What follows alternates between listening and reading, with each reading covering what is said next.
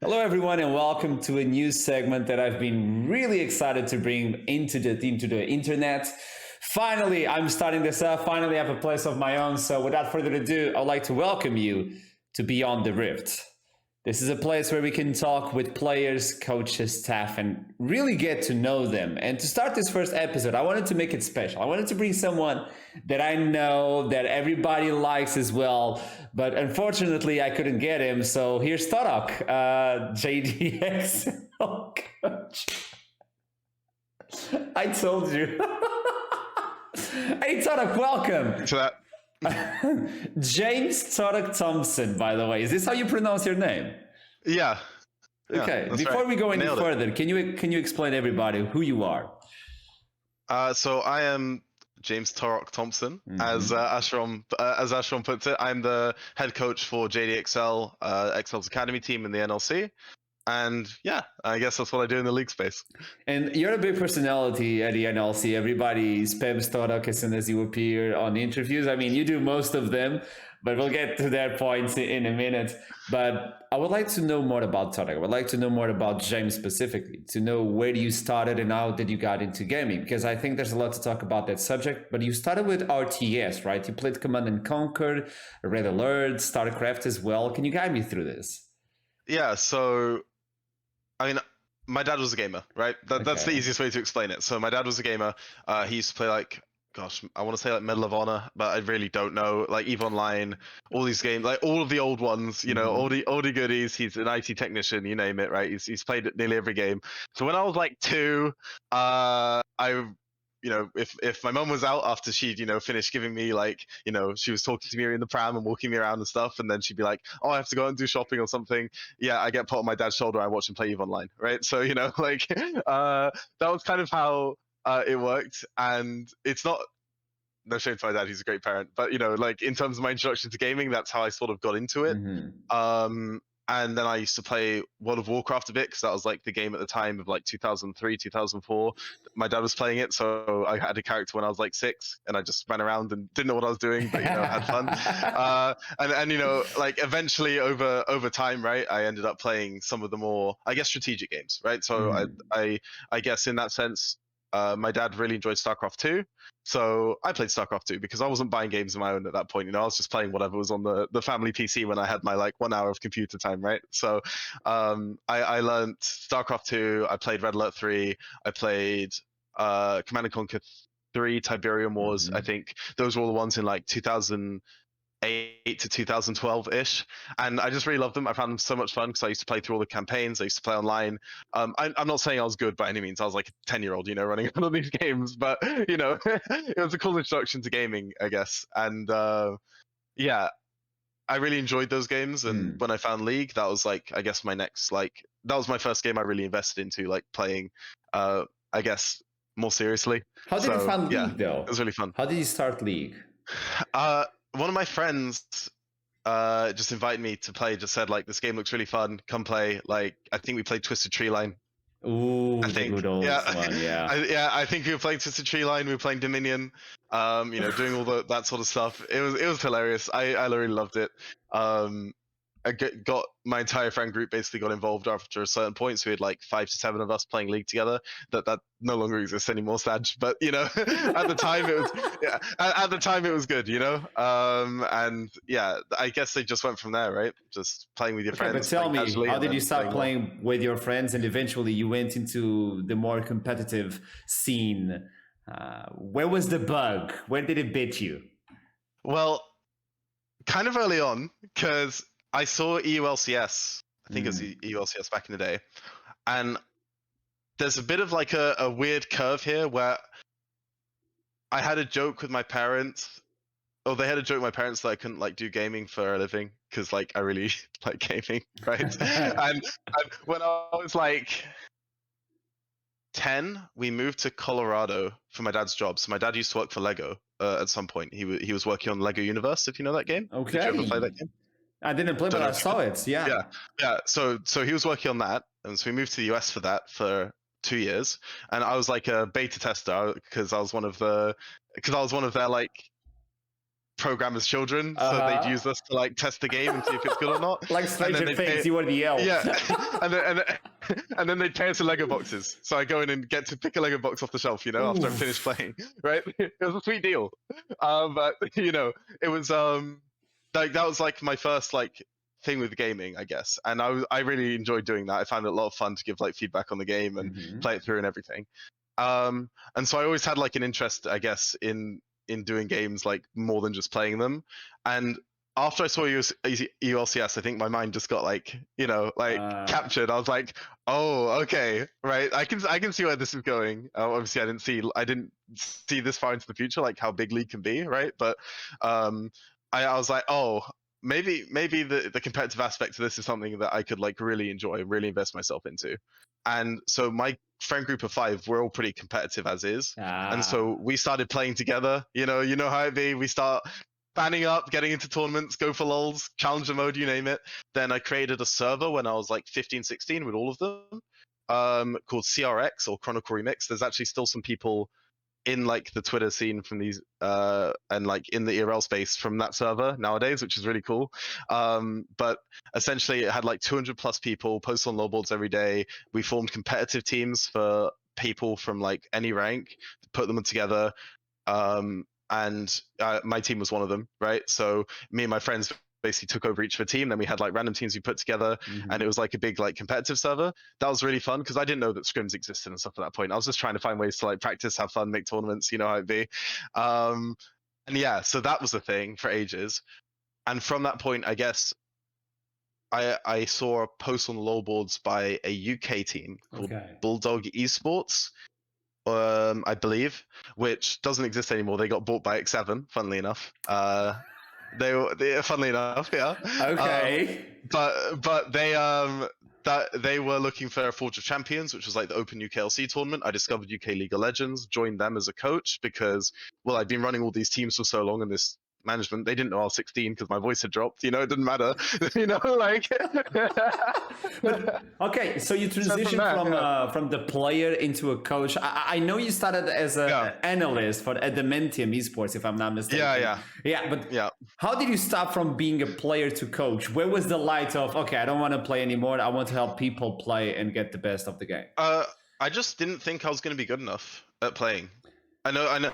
Like genuinely, the calculation was, I feel like I'm good at like the strategic side of the game. I'm good at shot calling. I'm good at you know, organizing things, leading people, etc. But fundamentally, my hands are awful, and I can't get high rank in solo queue. And so I was like, well, what's there to do than become a coach? No, I mean, kind of, right? But it was also just the opportunity came up, right? I just saw like this team was looking for a coach, and I was like, well, screw it. Like, I'll message Ego Speed at the time, who's like a funny UK personality. I was like, yo, like, I'm down. Like, do you want to talk? And he was like, yeah, you're in. And then it just kind of went from there. And then just take opportunity by opportunity, right? When you coach more, you play less, and you know.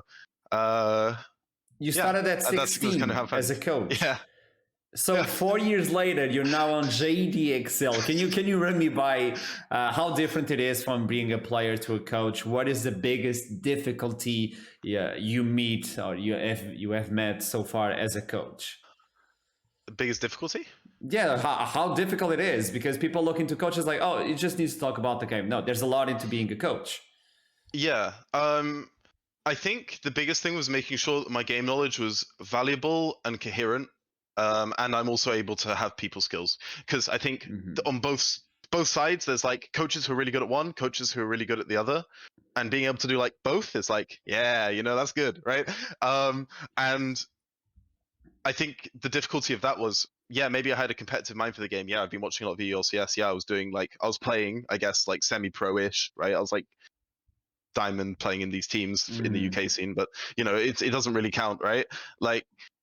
So I needed to get my game knowledge up to scratch first and foremost. I'd say on my first few teams, I was like, I wouldn't say I wasn't like useful, but you know, I was also learning just as much from the players as I was teaching them in different aspects. You know, like we were all sort of in it together to a certain extent, especially with how I wanted to like work with the team, learn with the team. I mean, at the end of the day, I was just starting out with coaching, and so I think I had a lot to learn there, just straight up. You know, aside from that.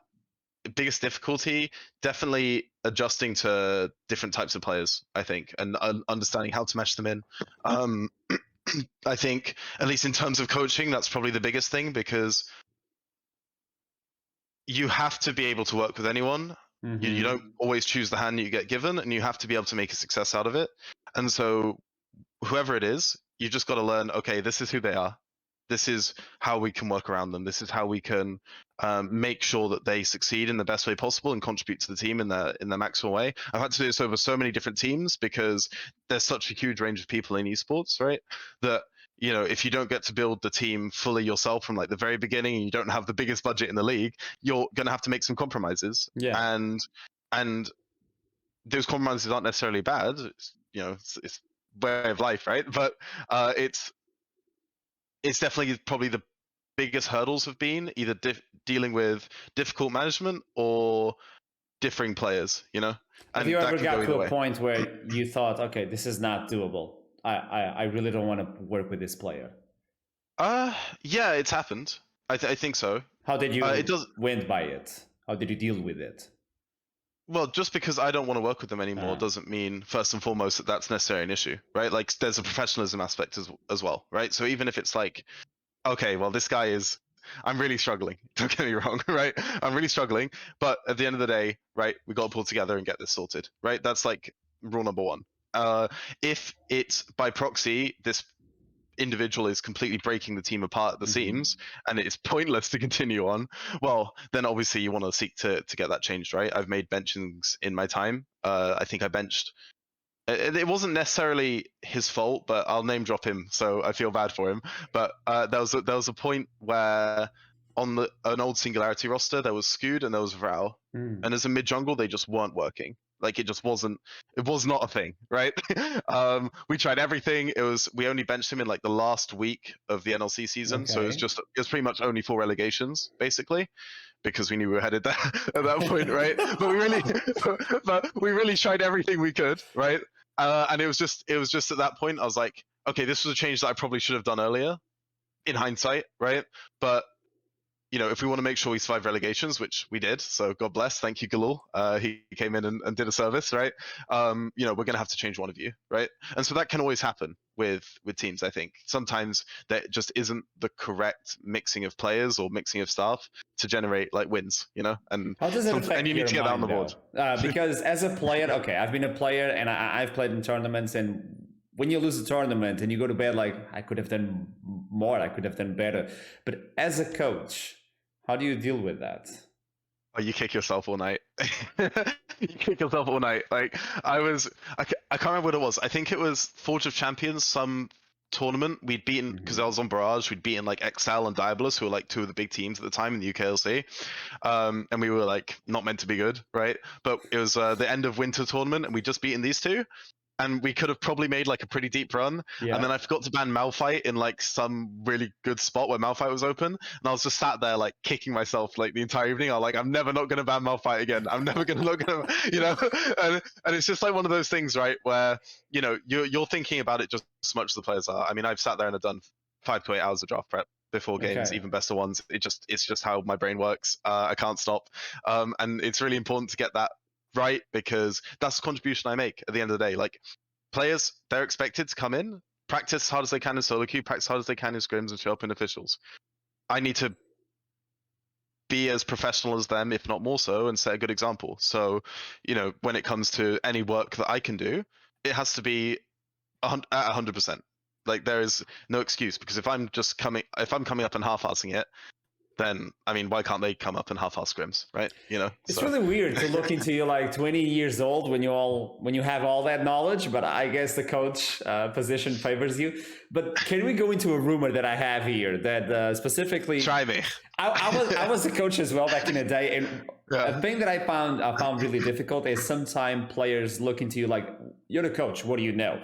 And I know of a rumor where someone was doubting your skills, so you decided to go into solo queue, climb to master, 400 LP, just to prove the player like, I got it, so don't you ever question me. Is this real? It was close. Okay. It's close. Okay. So I didn't get 400 LP.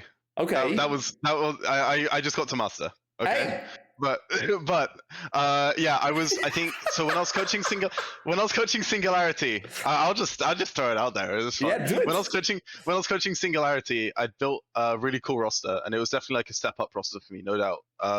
In terms of game knowledge and people I was working with, because at that time I'd mainly been on more bottom feeder teams, and Singularity gave me backing, like, hey, you know, you have a budget for the split, go and do something, right? And so I was working with, again, players who maybe were a level up from me that I wasn't used to, right? And so I definitely had to learn and adjust that situation. And you know, there were some really good players there: Prosper, Nolty, Fury, now Bifrost, right? Yeah. Dragdar and Wazor, I think. Ooh. They were a really cool bunch. I really like these guys. But there was definitely a kind of dynamic I sensed, where it's like sometimes I talk about the game with them, and shit wasn't sticking, and I was like, okay, what can I do in between spring and summer to make sure we've got the best chance of winning? Because that's all I wanted, right? Like, I just wanted to get to EU Masters in summer. Yeah. So I was like, okay, well, I've done my end of split meetings, you know, okay, I've got an idea of what more I could do coaching wise, and they gave me really good feedback. And then I was like, you know what, I really need to get good at the game again, because I felt that it was something which I disregarded because I didn't think it was important because I was coaching. But actually being there as a player and seeing, okay, my coach actually has some capacity to play the game, I think is important on a respect basis. You know, you can't get, like, maybe not for everybody, but definitely for some people, that's going to be important. And so we definitely actually had better results in summer. Now, whether that was because I spammed 200 games with like a 70% win rate on plus 11 LP per game to try and get master, it was rough. All right, it was hard, right? Just because I did that, was that because our results got better in summer and because I made a better impact in summer? I don't know, right? I'd say partially, but maybe that's not because of the LP game, but because I did get more in touch with the game, because I could understand things more from a player's perspective. Maybe it was because by committing myself to something, I just developed my brain in terms of thinking about the game a bit more, right? You know, trying to get high LP myself maybe enabled me to see other pathways in the game of how I think it should be played, right? And I definitely say, since I tried really hard and grinded to get master in that period of off season where I wasn't coaching and didn't have to think about work and just grinded, I'd say my coaching as a whole has definitely got a lot better. So yeah, it's kind of true, kind of not, but yeah, the motivation was there to be like, guys, you know, like, I do know what I'm talking about. I can get high LP too. Now let me coach you. It's know? interesting. That's a hot topic. I usually see analysts talking about, no, watch more VODs, get more deep knowledge of the game. Like Monte Cristo, he was silver in the Korean solo queue, but he was a beast. He was the Wikipedia of League of Legends. Yeah. But other people favor I need to play to understand the game. Like, I need to feel the game. I don't think that's a right or wrong. I think there's multiple perspectives. But now that you brought something up, the EU Masters, and now we're going a little bit deeper. Okay, Torok, we're going to go a little bit deeper. Spring Split NLC. JDXL was the hot topic for everyone. Everybody was saying, okay, I want to fight versus JDXL. Other teams from the ERLs were saying, okay, JDXL seemed like a menacing threat. And all of a sudden, you guys crash and burn. Literally burn. It was not only Riddle playing really well, but it was also JDXL not playing JDXL. Can you talk to me a little bit about it before we jump into your understanding of what happened? Yeah, I mean, I'd say in spring, we were a really pub stompy team, and that's not necessarily a bad thing. Okay. But if we would go into scrims versus people and they weren't focused, they would just get rolled, right? And so we kind of built up a reputation, I guess, of like, oh, we're kind of scrim gods in the ERL system. I think we had like, I want to say 80% win rate in scrims, 90% win rate in scrims. It was really disgusting, to be honest. But the problem with that was that because we were doing so well in scrims, we weren't doing well in scrims because of our fundamentals. It was because other teams maybe weren't as focused in scrims, weren't taking practice seriously. We were just better individually, right? And so even though we could turn up and smash or roll some of these teams in scrims, a lot of the games could also be very unbalanced. So what you would have seen is maybe our bot lane were like, I don't know, let's say they were like 0-5, 0-6, right? and then Felix, Kryze and Eminez, they'd be like 10-0 each, right? And that's how the games would play out, and then one team would finish FF at like 23 minutes, Yeah. right? So it wasn't necessarily good practice in the sense of, oh yeah, we're scrim gods and we're developing really good fundamentals and macro. It was, okay, we're scrim gods, but we're kind of just pub stomping. Do you see the difference? So the problem was that when it came to playoffs and we weren't having a good day, like just fundamentally that can happen in sports, right? Then the problem is when you don't have that individual skill, what do you need to fall back on, right? And there's a quote I kind of like. I can't remember off the 100% off the top of my head, but it's like, we rise to when the pressure's on, you don't rise to the level of your expectations, you fall to level of your training, right? And the problem was that because our training was very loose and very and lacking fundamentals, when we weren't able to play as aggressive or as skillfully as we have done in scrims on a more cagey official game where people aren't playing at their maximum potential, we couldn't fall back on good macro just to beat Riddle, right? And I think if we just had good fundamentals, we still could have won that series. There were games that were very competitive. We won game 1. I think game 4 was really competitive, right?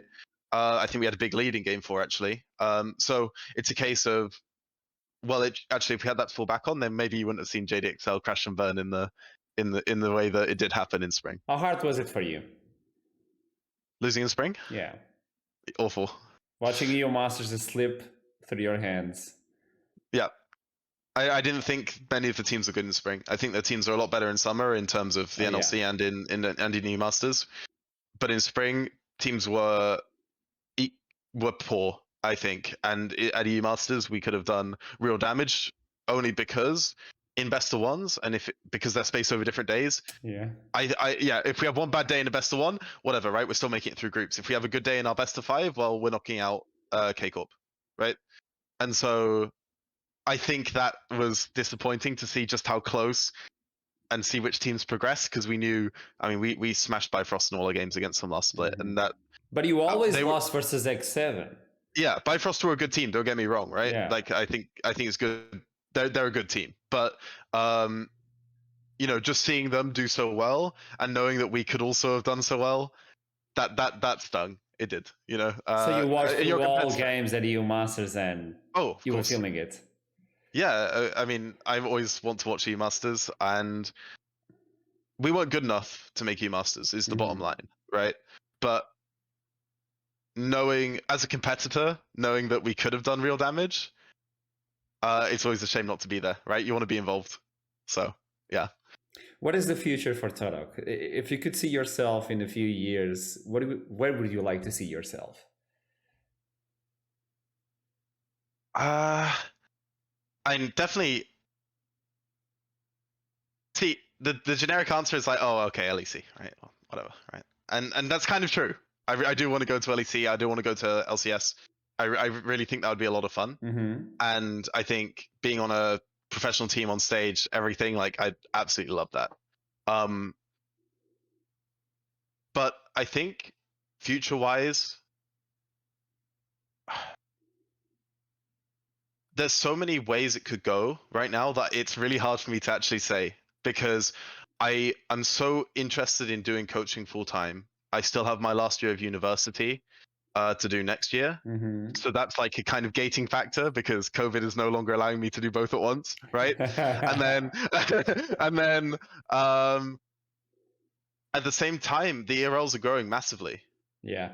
And I don't even want to say that in a like, oh, down goes Torok doesn't want LEC, the ERLs are growing type thing, but there's a very real world that in 2, 3 years, 4 years from now, ERLs could be equally as important as LEC, I think. And so, I mean, we've already seen it, right, with Cabo turning down Fnatic to stay on K-Corp. Yeah. K-Corp, the way they filled an entire stadium. Can you see any team on LEC do that? Yeah, exactly, right? You know? So this is the crazy thing. And I mean, whatever it is, I want to be involved in League. I want to be leading a really exciting team. And I think that's the important part. Exciting team, a bit of flair, right? Bring us in, go in, do damage at international events, and I mean, who knows? Maybe I can be the first coach to win E or NA a first world championship, but that's a long way off if it is. Okay, that would be interesting. Now, getting to the last question for you, Torok. Usually we look into esports as a shiny day, and the people that work at esports, we always talk about the good. We've now talked a little bit about the bad as well. But I really want to go into the bad right now, Torok. I would like you to tell me, what was your biggest sacrifice that allowed you to be the Torok of today? Because when we get into esports, we have to sacrifice a lot. What did you feel that you had to sacrifice to be where you are today? I think I wouldn't say I've had to sacrifice a huge amount. Okay. I think it's been fortunate that things like COVID, for example, existed, at least for me personally and my career, because it enabled me to do a lot of things at once, right? Because everything was online, everything was on my PC. I could go to university, finish education, work, then do esports, right? All of this was like able to be balanced. And so I think that's a experience that I'm really lucky for, actually, in esports, because I've never had. I managed, for example, to go to JDXL this year whilst doing a university course, which would never ever happen to anybody else, right? But I was able to do it because of the situation presented to me. I guess the biggest sacrifice, at least the way I feel, is my free time and like friendship groups and things like that. Because when you do esports, it's a full-time job. I was sat there. I'll disclose my old salary on Barrage. I was free and then £100 a month, right? And I was sat there slaving many hours a night, many days of the week, right? Just grinding away because I just wanted to get good in esports, right? And it was, and make it somewhere. But when you do that, you miss out on, maybe you miss out on parties, maybe you miss out on playing with your friends, right? Just they're online and you're like, guys, I got scrims. I still have it today. It's like, oh, James, you want to play? I've just got off work. Oh, guys, sorry, scrims. And it's not that that's a big sacrifice in the sense that I do really love scrimming. I really love being with my teammates. I really like being a part of JDXL. But at the same time, I think everyone can probably empathize with that experience, at least on the coaching side or even on the playing side of League, where it's like maybe on the casting side, where everyone else is off their normal 9 to 5 shift or whatever, and you're there like, guys, I got scrims. I got an official.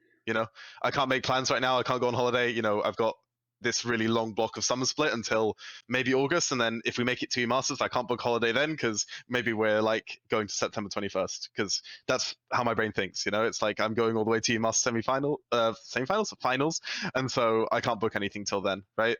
And I guess you miss out on things because of that, but you also gain a lot from it. So you're a smart guy, and you're a really smart guy. I see you kind of dodging the questions as we go along. I'm not dodging. No, you're not dodging. You're just kind of dodging them. Because when I did the question, I know you thought about someone or something specifically because it struck a nerve. I saw it. Is there anyone like you really miss that you may have lost this career? I would say no. It is genuinely just missing. I think missing small things. So it's not like you had to sacrifice a lot. Yeah, it's very genuinely like what could have happened if I wasn't doing esports, and that's very intangible. What would you do? Well, who knows? Maybe I'd be. I could do a million things. I have no idea what I do. I get really interested. I get really interested in a lot of things, and so when if I set my mind to something, obviously then it's like because that's what happened with League, right? But I mean, who knows what I'd be doing if I didn't do League? Like for example, I gave up playing. I don't know how far I would have got, but I used to play goalkeeper for like a football academy in England, right? That was, I mean, it was Gloucester Academy. It's not a big one at the time, but that was where I started off. And you gave it up for esports. Yeah, because I didn't have time to practice both, right? I gave it up to doing more scrims in the evening, right? I used to play a lot of table tennis. Now, who says I go anywhere in that, right? But again, I couldn't practice that because of esports, right? I did ditch my studies to a degree, in terms of I was very interested in education. I really enjoyed sixth form, but when it came to revising or having this other job, which took up a lot of my time, well, I tried to walk the line, right? And so, I mean, I still did pretty well in my grades, and hopefully I do well in this year.